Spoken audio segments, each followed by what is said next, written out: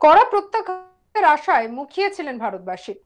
মঙ্গলবার মধ্যরাতে অবশেষে পাকিস্তানের ওপর কড়া সামরিক প্রত্যাঘাত করে ভারত। সূত্রের খবর, ভারত পাক আন্তর্জাতিক সীমান্ত পেরিয়ে পাকিস্তানের ভিতরে 100 মিটার ঢুকে আকাশপথে হামলা চালালো ভারত। ভারতীয় বায়ুসেনাকে যোগ্য সংগত দিয়েছে ভারতীয় স্থলবাহিনী এবং নৌবাহিনীও। ভারতীয় গোয়েন্দা সূত্রে পাওয়া খবর অনুযায়ী পাকিস্তান এবং পাক অধিকৃত কাশ্মীরের 9টি জায়গাকে চিহ্নিত করে মিসাইল হামলা চালানো হয়। বাহওয়ালপুরের জৈশ-ই মোহাম্মদের হেডকোয়ার্টার রয়েছে এই মর্মে আগেই খবর ছিল ভারতের কাছে। সেখানকার মার্কাজ সুরহান আল্লাহ মসজিদটি গুড়িয়ে দেওয়া হয়।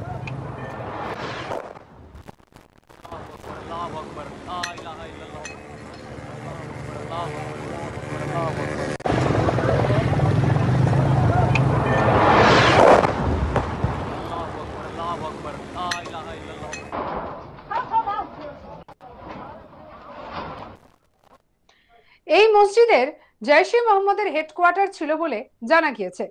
এছাড়া মুরিদকেতেও হামলা চালানো হয়েছে। এই মুরিদকেতেই আরেকটি জিহাদি সংগঠন লস্কর-ই তৈবার হেডকোয়ার্টার ছিল বলেও জানা গিয়েছে।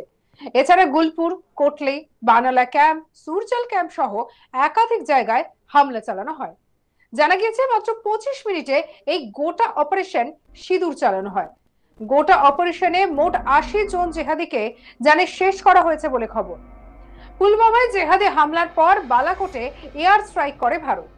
সেবারও অপারেশন সিঁদুরের মতো এত বড় এয়ার স্ট্রাইক হয়নি। ইসলামাবাদ জানিয়েছে যে ভারত মিসাইল হামলায় 26 জন নিরীহ নাগরিক নিহত এবং 46 জন আহত হয়েছে।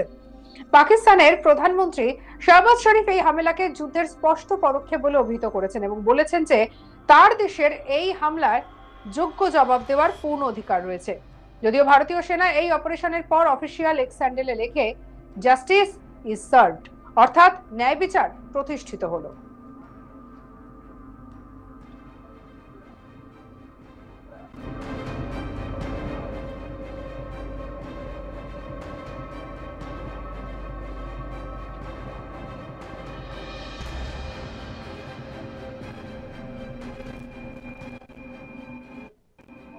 এদিকে এই হামলা চালানোর পর বুধবার সকালে সাংবাদিক বৈঠক করেন ভারতের বিদেশ সচিব বিক্রম মিশ্রি।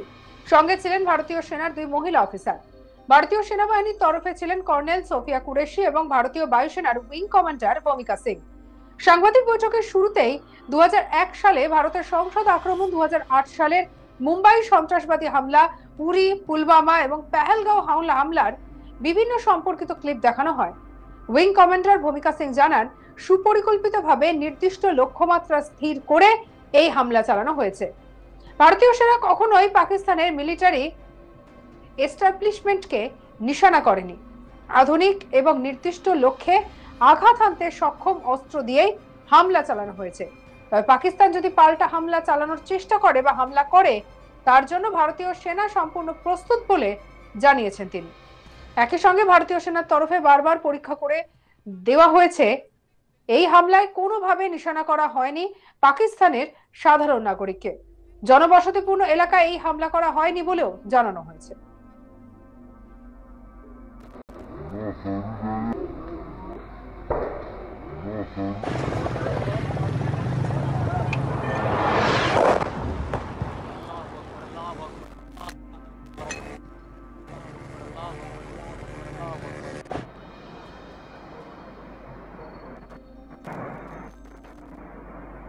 ভারতীয় বায়ুসেনার উইং কমান্ডার ভূমিকা সিং কি বলেছেন শুনবো।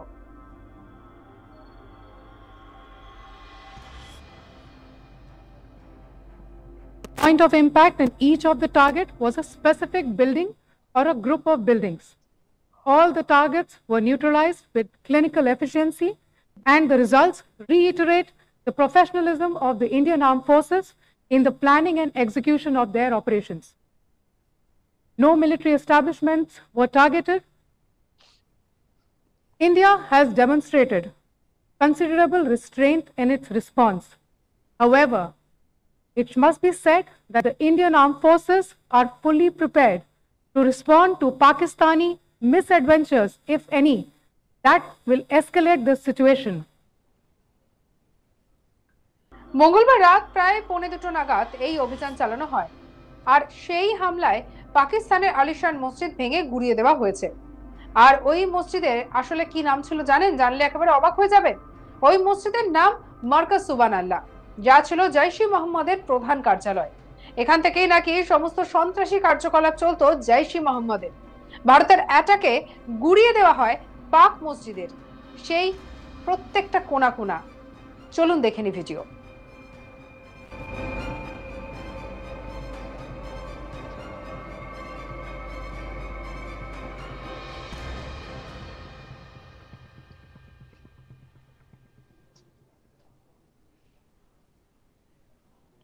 এ বিষয়ে লেফটেন্যান্ট কর্নেল সোফিয়া কুরেশি জানান, পাকিস্তানের আলিশান মসজিদ হলো মার্কাজ সুবহান আল্লাহ, একটি ইন্টারন্যাশনাল বাইন্ডারি থেকে 100 কিলোমিটার দূরে।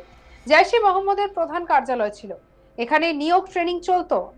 আমি আপনাদের সকলকে বলতে চাই, কোনো জনবসতি এলাকায় হামলা চালানো হয়নি, কোনো নাগরিক আহত হননি। কি বলেছেন সোফিয়া কুরেশি, শুনবো।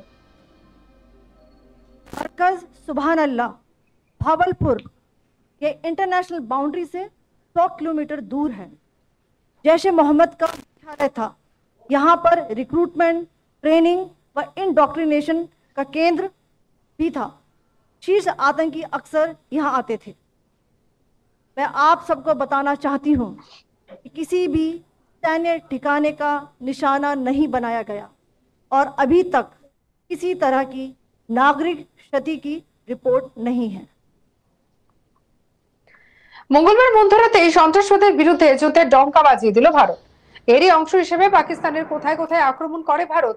প্রাপ্ত তথ্য অনুসারে পাকিস্তান এবং পাক অধিকৃত কাশ্মীরের মোট 9টি জায়গায় হামলা চালানো হয়।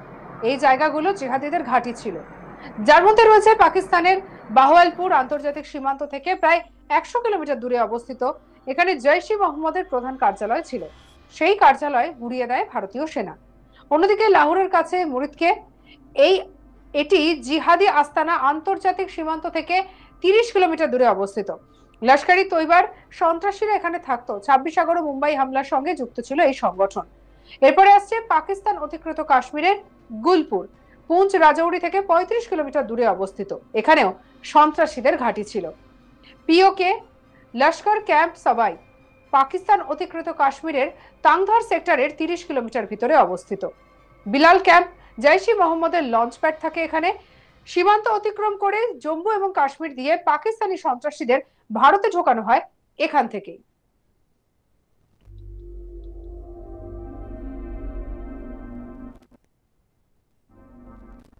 সঙ্গে রাখুন আজ তাক বাংলার ইউটিউব চ্যানেলকে। অন্যান্য খবরের জন্য লাইক, কমেন্ট, শেয়ার, সাবস্ক্রাইব করতে ভুলবেন না।